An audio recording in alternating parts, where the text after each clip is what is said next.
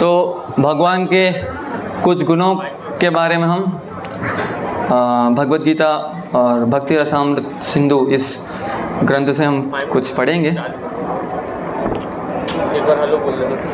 भगवान के गुणों की वर्णन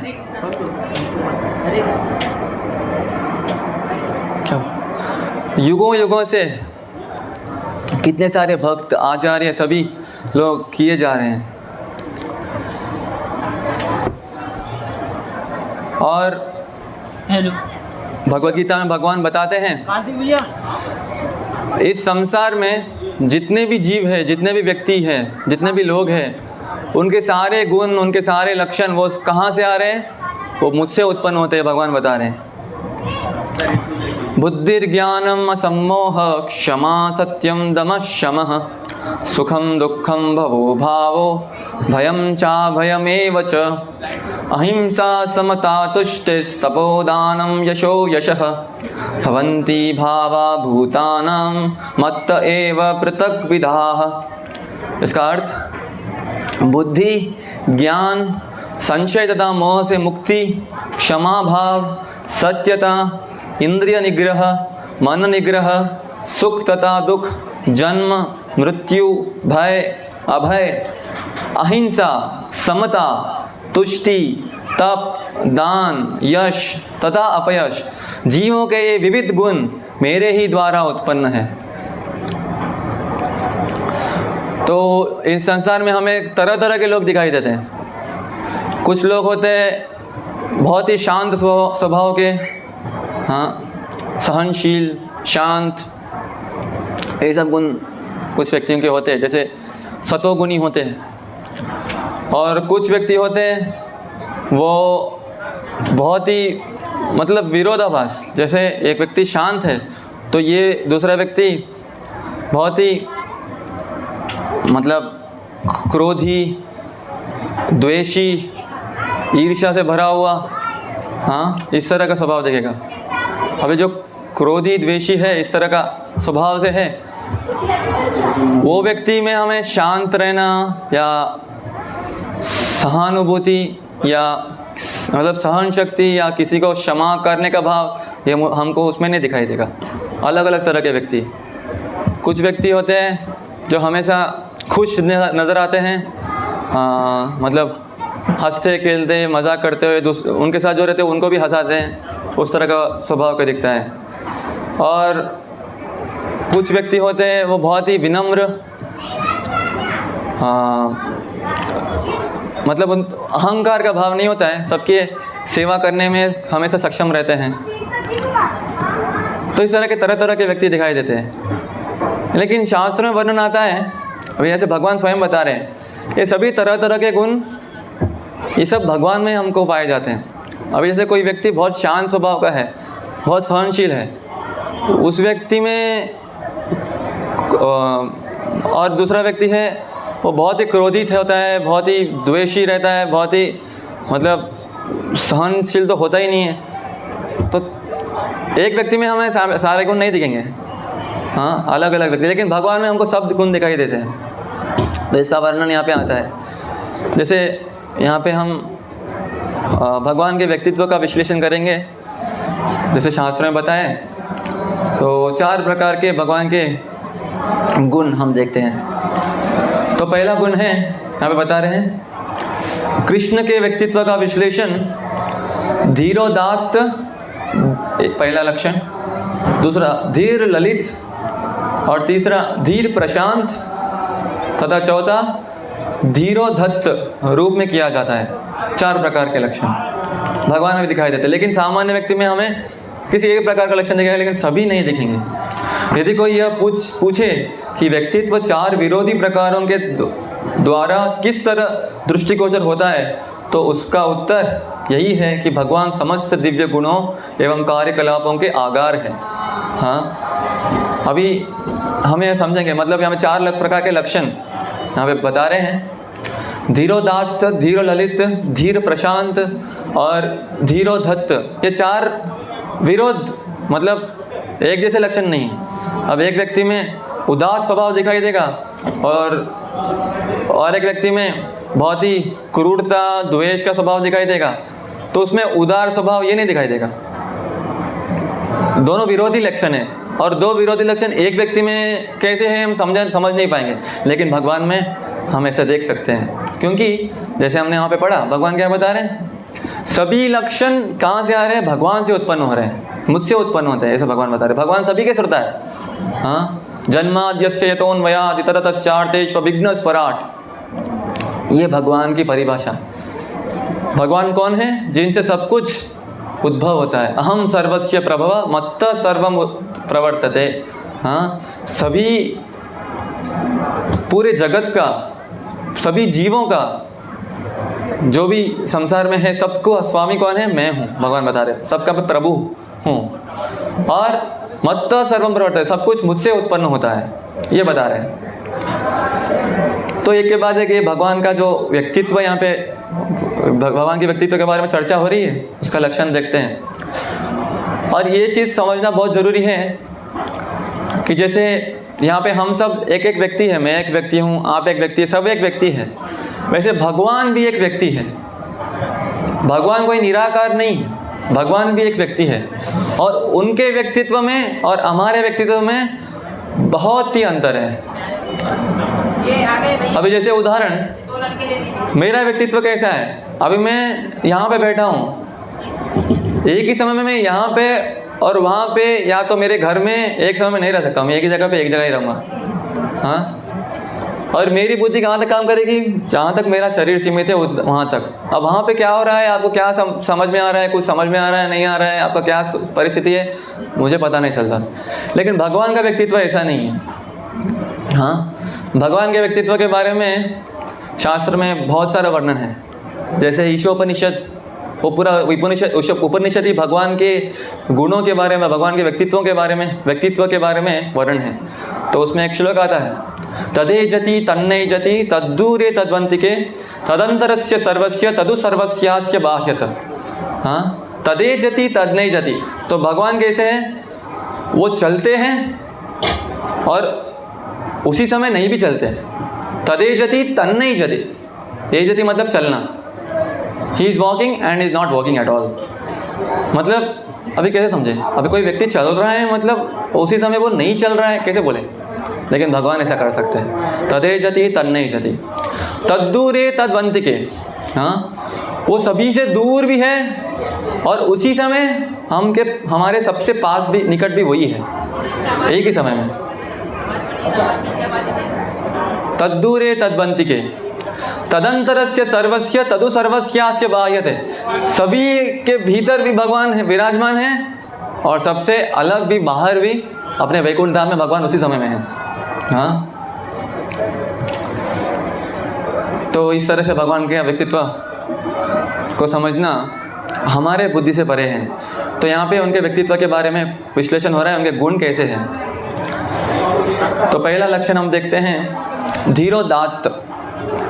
तो यहाँ पे बता रहे हैं धीरोदात्त का मतलब क्या है, जो व्यक्ति स्वभावतः अत्यंत गंभीर होता है और भद्र, क्षमाशील, क्षमा करने का गुण, मतलब कोई भी उसके प्रति कोई अपराध भी कर दे या कुछ कर दे, लेकिन वो क्षमा कर देगा। हाँ, कृपालु, कृपा करते हैं, और दृढ़ संकल्प, जो चीज़ वो करना उन्होंने निर्णय ले लिया है वो अवश्य ही करेंगे, दृढ़ संकल्प। और विनीत, साथ ही साथ विनीत मतलब विनम्र स्वभाव के हैं। उसके बाद अत्यंत योग्य। हाँ, ऐसा कोई कार्य नहीं है जो वो नहीं कर सकते, सभी के लिए योग्य है, सभी योग्यताएं उनमें हैं। हाँ, और पराक्रमी तथा शरीर से आकर्षक होता है। और उनका शरीर कैसा होता है, जिसको देख करके ऐसा कोई जीव नहीं है जो भगवान को देख करके आकर्षित ना हो। हाँ, तो इस तरह के लक्षण जिनमें देखे जाते हैं वो क्या कहलाते हैं, धीरोदात्त। हाँ, तो भगवान में हम ये सब लक्षण देख सकते हैं। भगवान अत्यंत गंभीर,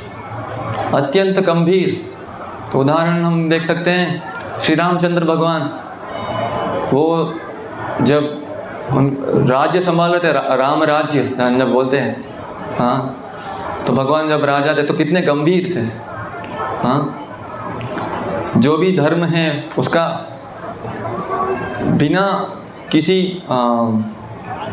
उल्लंघन किए कोई बहुत स्ट्रिक्टली फॉलो करना।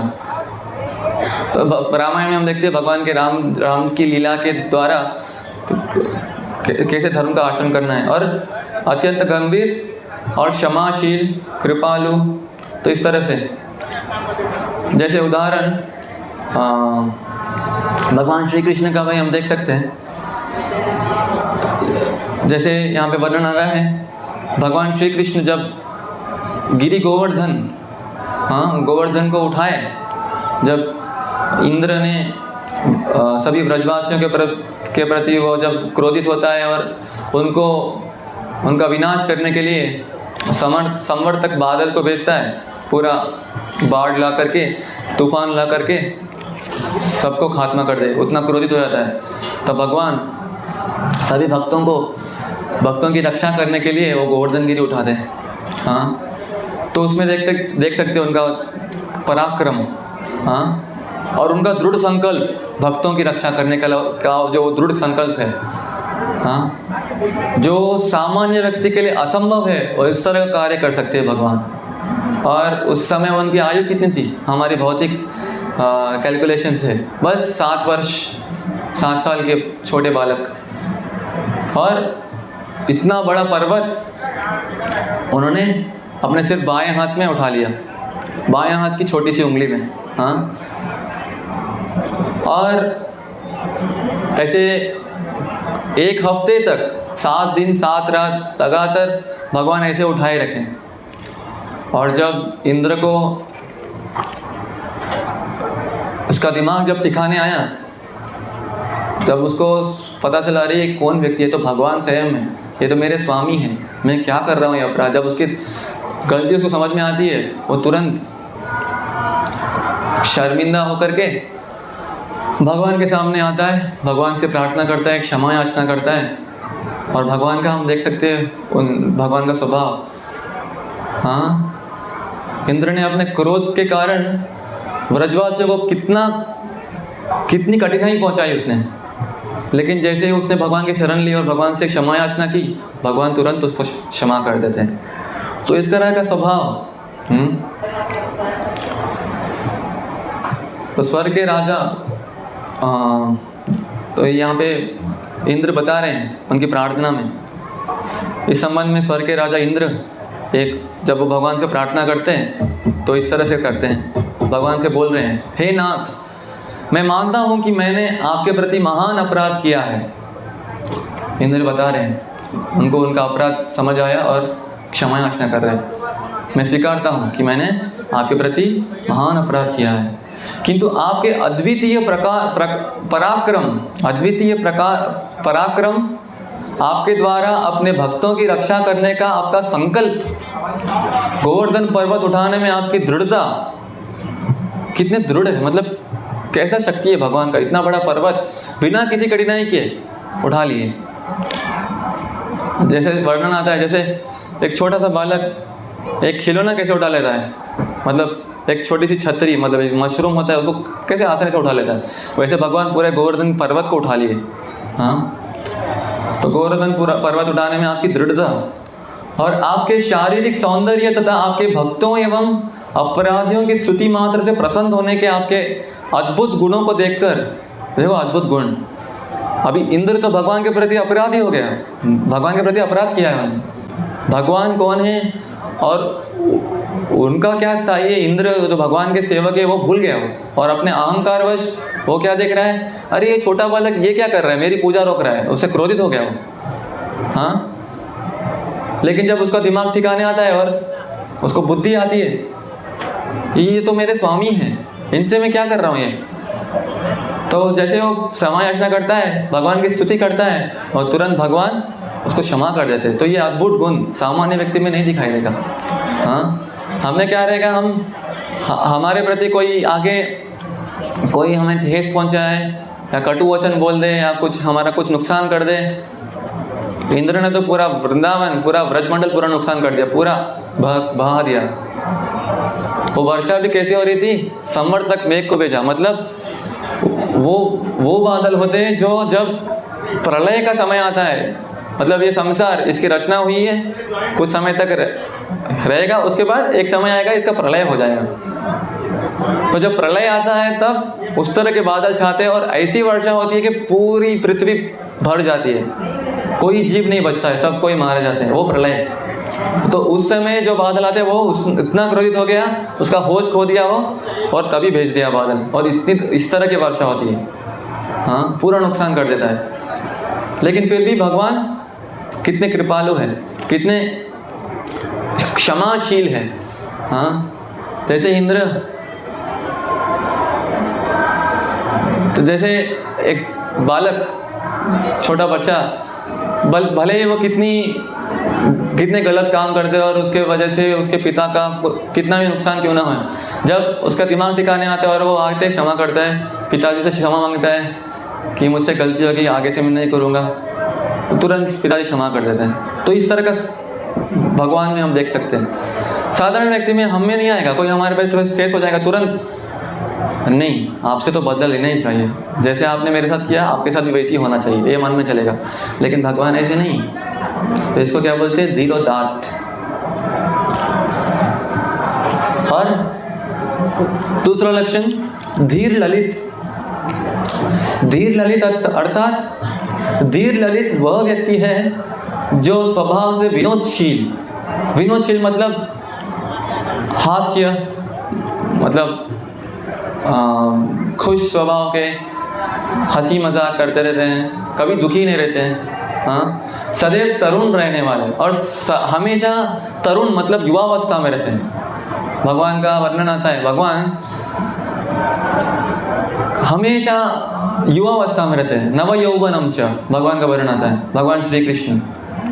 हम देखेंगे भगवान की लीलाओं में ऐसा कोई आपको दृश्य नहीं दिखेगा, कोई वर्णन नहीं आएगा जब भगवान हम जैसे, अभी मैं तो जवान बैठा हूँ इधर 25 साल, और धीरे धीरे जैसे मेरी उम्र आगे बढ़ेगी 20 साल के बाद या 25 साल के बाद, तो मुझे भी बुढ़ापा आएगा। हाँ, मैं भी आप जैसे बहुत लोग बैठे इधर वैसे हो जाऊँगा, बुढ़ापा तो सबको आएगा, लेकिन भगवान को कभी नहीं। भगवान हमारे जैसे व्यक्ति नहीं, उनका शरीर हमारे जैसा नहीं। हाँ, ये शरीर किससे बना है, ये शरीर में क्या है, ये चमड़ी है, इसके अंदर मांस है, रक्त है, हड्डियां हैं, मल मूत्र पस इत्यादि ये सब भरा पड़ा है। लेकिन भगवान का शरीर ऐसा नहीं है। ईश्वर परम कृष्ण सच्चिदानंद विग्रह अनादिरादिर गोविंद सर्व कारण कारणम, वो सच्चिदानंद विग्रह है। हाँ, वो हमारे जैसा ये पूरी बीमारियों से भरा पड़ा, ऐसे अभी चमड़ी निकाल ले तो कि अंदर कितनी बदबू आती है। वैसा नहीं है भगवान का शरीर। हाँ, तो भगवान का क्या है लक्षण, नव यौवनम च।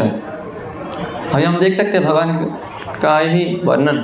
अभी जैसे भगवान जब भगवत गीता कुरुक्षेत्र युद्ध में भगवत गीता जब अर्जुन को कहते हैं, तब भौतिक गणना से उनकी आयु कितनी होगी, कुरुक्षेत्र युद्ध हो रहा था तो हमारे कैलकुलेशन से उनकी उम्र कितनी होगी, 100 से भी ज़्यादा, करीब करीब 120 से 125 साल।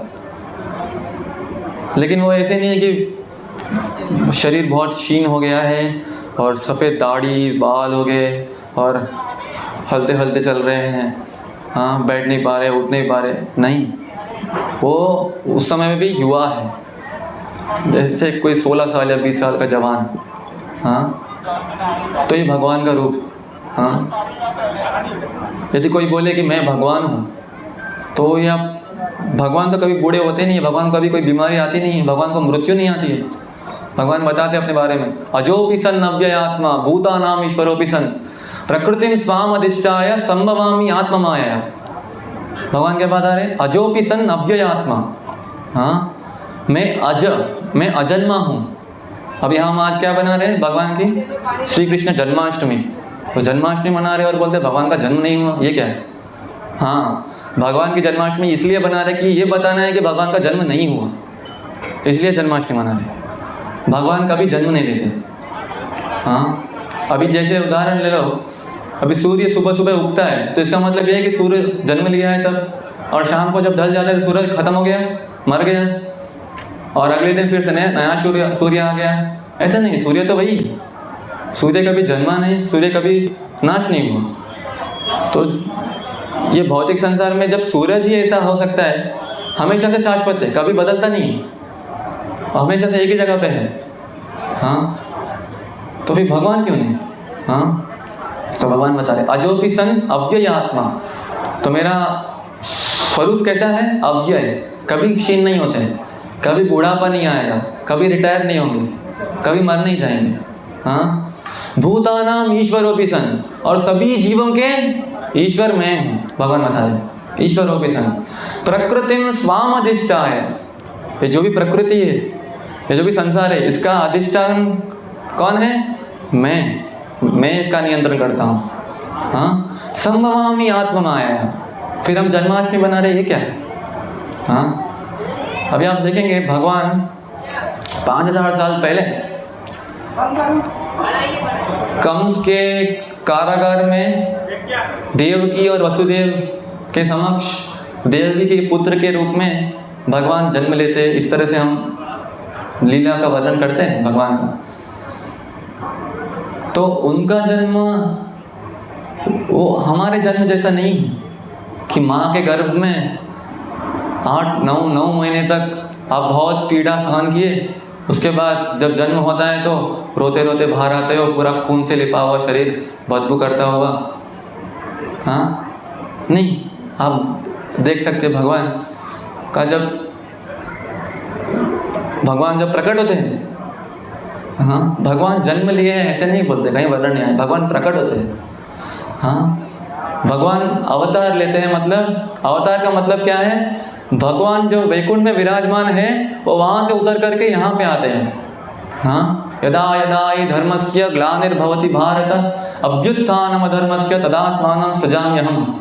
हाँ, जब जब लोग अपने धर्म का पालन करना छोड़ देते हैं, अधर्म जब बढ़ जाता है, तब तब धर्म की स्थापना करने के लिए मैं युग युग में मैं आते रहता हूँ, मैं अवतरित होता हूँ। तो भगवान वैकुंठ में वो उतर करके आते हैं, उसको बोलते हैं अवतार। और जब भगवान देवकी वसुदेव के सामने जब प्रकट हुए थे तो देखो कैसे हुए थे, चतुर्भुज रूप में और अपनी सभी ऐश्वर्यों के साथ, इतना सुंदर विग्रह। हाँ, शंख चक्र गदा पद्म और अपने सभी आभूषण, उनका सच्चिदानंद विग्रह उसमें प्रकट होते हैं। और हम ऐसे प्रकट होते थे क्या? नहीं, तो भगवान का जन्म अलग है। तो यहाँ पे हम ये देख रहे हैं, तो भगवान कैसे हैं? उनका लक्षण हमने देखा, पहला लक्षण धीरोदात्त और दूसरा लक्षण धीर ललित। धीर ललित अर्थात वो स्वभाव से विनोदशील है, मतलब हम कभी ऐसा नहीं देखेंगे भगवान बहुत हमारे जैसे बहुत चिंतित है, भयभीत है, हाँ, और टेंशन, स्ट्रेस, डिप्रेशन, अरे क्या होगा अभी, नहीं, वो ऐसा होगा तो वो भगवान नहीं, वो हमेशा विनोदशील है, हमेशा आनंद में है। हाँ, आनंदमयोभ्यासात्, और सदैव तरुण रहने वाले, तरुण मतलब युवावस्था में। उसके बाद परिहास में पटु तथा समस्त चिंताओं से मुक्त हो, ये भगवान का लक्षण है। कोई चिंता नहीं, न तस्य कार्यम करणम च विद्यते, उनको कोई कार्य करने की जरूरत नहीं है। लेकिन हमारी परिस्थिति ऐसे नहीं है। हाँ, कार्यते यवश कर्म प्रकृति सर्वजय गुणे, हाँ, नहीं कश्चित क्षणमपि जातो तिष्ठत्य कर्म कृत। हमारी परिस्थिति क्या है? एक क्षण में हम कुछ कार्य नहीं करेंगे तो हम नहीं जी पाएंगे। हाँ, कार्य करना ही पड़ेगा। अभी कार्य नहीं करेंगे तो जब भूख लगेगी तो खाना पड़ेगा। हाँ, लेकिन भगवान ऐसे नहीं, न तस्य कार्यं करणं च विद्यते, उनको कोई कार्य करने की जरूरत नहीं है। न तत्समश्चाप्यधिकश्च दृश्यते, उनके समान और उनसे अधिक कोई नहीं है। ये भगवान स्वयं बता रहे हैं, मत्त परतरम नान्यत, मुझसे बढ़कर और कोई नहीं है। मत्त परतरम नान्यत किंचित अस्ति, कोई नहीं। परास्य शक्ति विविधैव श्रूयते स्वाभाविक ज्ञान बल क्रिया, और उनकी अनेक शक्तियाँ हैं, विभिन्न शक्तियाँ हैं, अनगिनत शक्तियाँ हैं। वो शक्तियों द्वारा सभी ये पूरा जो भी संसार है सबका संचालन होते रहता है, उनके लिए स्वयं कोई कार्य करने की कोई ज़रूरत नहीं। तो इस तरह का भगवान का लक्षण हम देख सकते हैं। और तीसरा लक्षण धीर प्रशांत। हाँ, धीरोदात्त, धीर ललित और धीर प्रशांत।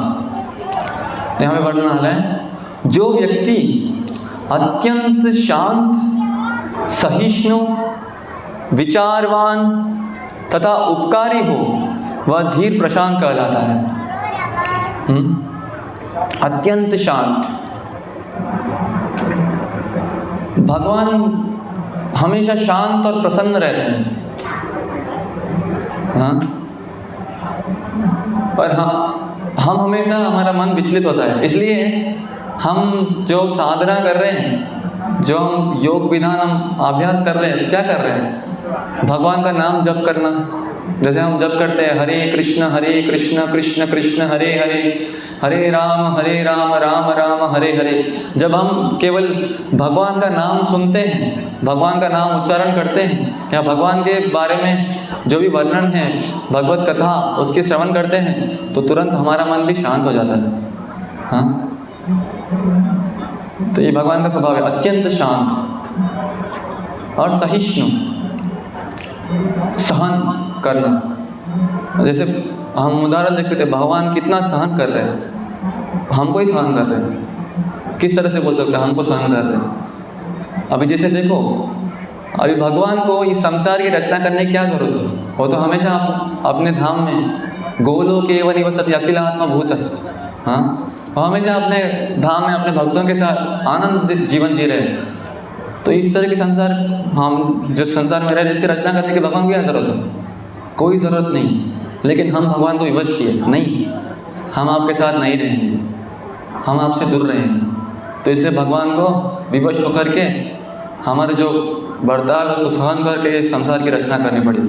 लेकिन भगवान खुश नहीं, ये संसार में हम जैसे रह रहे हैं, भगवान कदापि खुश नहीं। हाँ, कैसे खुश रहेंगे? अभी जैसे अभी कोई पिता है और उनके समक्ष उनका पुत्र बहुत ही दुख का जीवन जी रहा है, कोई सुखी नहीं है जीवन में, तो उसको देख करके उसके पिता कैसे खुश रह सकते हैं? हाँ, पिता बोलते हैं क्यों इतना संघर्ष कर रहे हो, आओ मेरे पास, आओ मेरे साथ रहो, खुश में जीवन जियो। तो भगवान हर क्षण प्रतीक्षा कर रहे हैं हम कब वापस आ जाए। हाँ, हम हमेशा, अभी इस जीवन में, हम मानव जीवन में अभी हम जन्म लिए और कुछ समय रहेंगे, जो हमारी इच्छा अनुसार जो भी हम भोग करेंगे, इंद्रिय भोग, फिर एक दिन बूढ़े हो जाएंगे, फिर मर जाएंगे, फिर मर जाएंगे, फिर से अलग अलग जन्म, फिर जन्मेंगे, फिर उसमें वही कार्य करेंगे, आहार निद्रा भय मैथुन, फिर बूढ़े हो जाएंगे, फिर मर जाएंगे, फिर जन्म लेंगे, फिर मर जाएंगे, फिर जन्म लेंगे, फिर मर जाएंगे। पुनरपि जननम पुनरपि मरणम पुनरपि जननी जठरे शयनम। तो ये चलते रहता है। हाँ, तो इसका कारण क्या है? कौन है कारण? हम ही कारण हैं। हाँ, लेकिन भगवान ये नहीं चाहते कि आप इस तरह से जीवन जिए। अभी स्वाभाविक है, कोई व्यक्ति चाहता है क्या? अभी हम ही कोई चाहता है क्या कभी मैं मर जाऊं, कभी कोई मुझे बीमारी आ जाए, कोई परेशानी मुझे सताए, इस तरह की हम इच्छा करते हैं क्या? नहीं। हम हमेशा सुखमय जीवन, आनंददायक जीवन, प्रशांत जीवन, शांत रहना ऐसा चाहते हैं। लेकिन हम उस तरह का प्रयास करते हैं, उस तरह की इच्छा करते हैं, लेकिन पूरा विपरीत होता है, हमेशा दुख मिलता है। क्योंकि भगवान बताता है इस संसार का स्वभाव ही ऐसा है। हाँ, ये संसार क्या है?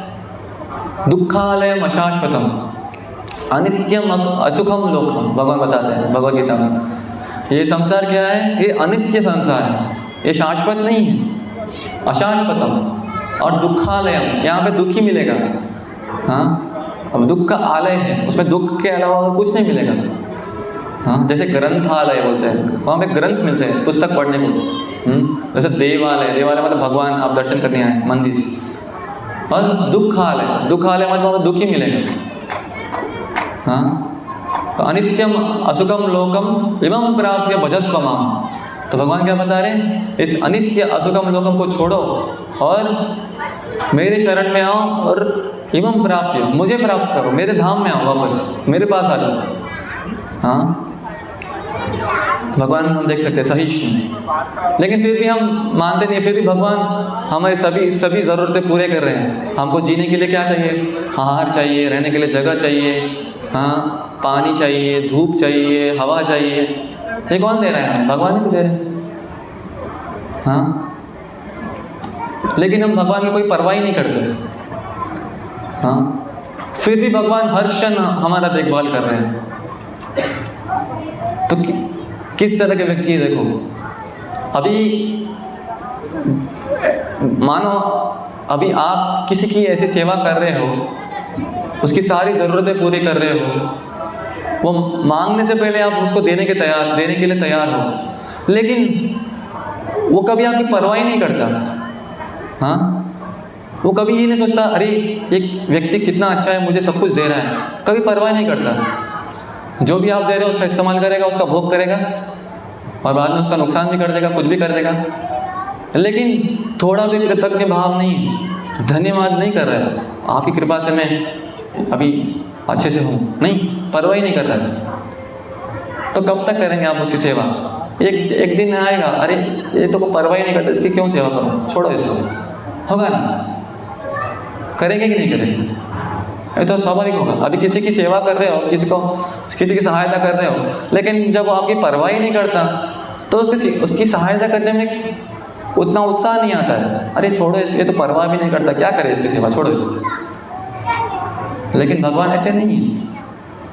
कितने अनगिनत जन्मों से हम इस संसार में फंसे पड़े हैं। हाँ, जलजा नवलक्षानि स्थावरा लक्ष विंशति कृम्यो रुद्र संख्या का बक्षिनाम दशलक्षणम त्रिंशल लक्षानि पशव चतुर्लक्षानि मानव। इस तरह से अशीतिम चतुरांशैव लक्षांश स्वाम जीवजातिषु 84 लाख प्रकार के योनियों में कितने करोड़ों जन्म हम बिता चुके हैं इस संसार में, और हर जन्म में भगवान हमारी सहायता कर रहे हैं, हमारी ज़रूरतें पूरी कर रहे हैं, और हम क्या कर रहे हैं, उनकी बिल्कुल भी परवाह नहीं कर रहे। फिर भी भगवान सहन कर रहे हैं और हमारी सहायता करने लगे हैं। यदि भगवान सोचे अरे ये नालायक जीव, ये कोई परवाह ही नहीं करता, छोड़ो इसको, अभी हमारी परवाह करना भगवान छोड़ देंगे तो भगवान कोई नुकसान ही नहीं।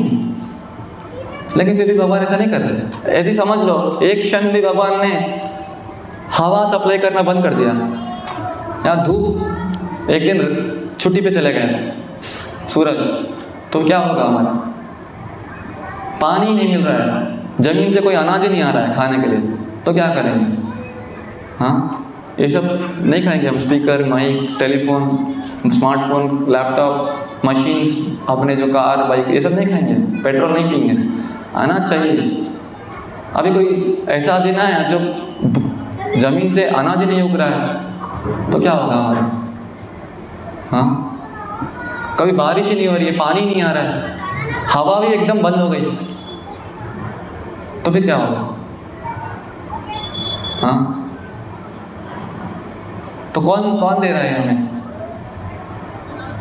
अभी जैसे मुझे भूख लगती है तो मैं क्या करता हूँ, भूख मिटाने के लिए कुछ भोजन, चावल, दाल, चपाती, सब्जी जो भी हम खाते हैं, क्या करेंगे, सिर्फ मुंह में डालेंगे, उसको चबाएंगे और निकल लेंगे। उसके बाद वो कैसे पेट में जा रहा है, कैसे उसका पचन हो रहा है, कैसे उससे शक्ति उत्पन्न हो रही है, कैसे वो खून के रूप में परिवर्तित हो रहा है, और सभी शरीर के अंगों में वो कैसे वो जा रहा है, और कैसे मुझे शक्ति मिल रही है, ये क्या मुझे पता है?